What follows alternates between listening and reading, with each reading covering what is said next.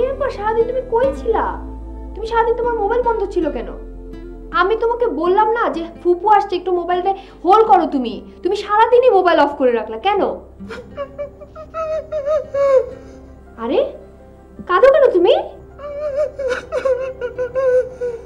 বাবু কি হয়েছে তোমার? কি হয়েছে বলো?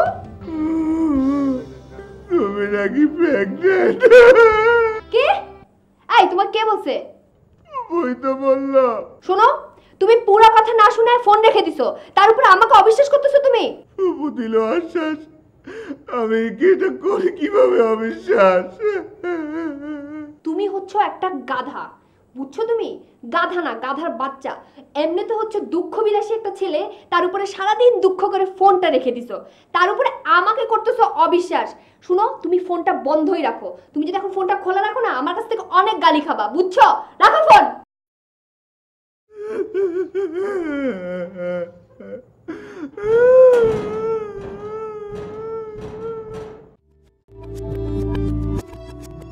আজকে গাড়ি পাও নাই না?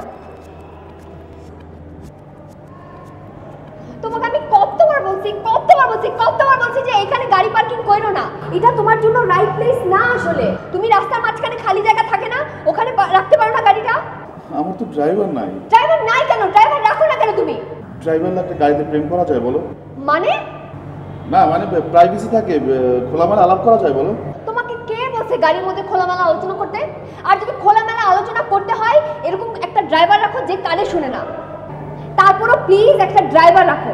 আমার দেরি হয়ে যাচ্ছে, আমার বাসায় যেতে হবে।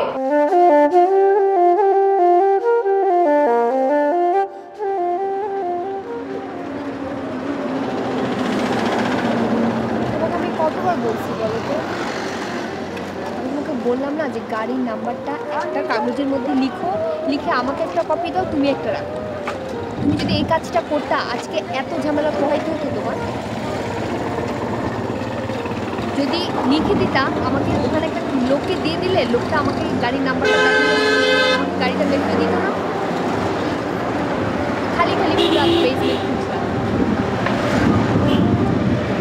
আজকে গিয়েই তুমি একটা কাগজের মধ্যে নাম্বারটা লিখে আমাকে একটা কপি দিবা, তুমি একটা রাখো, ঠিক আছে? কি রাখবা তো? মনে থাকবে?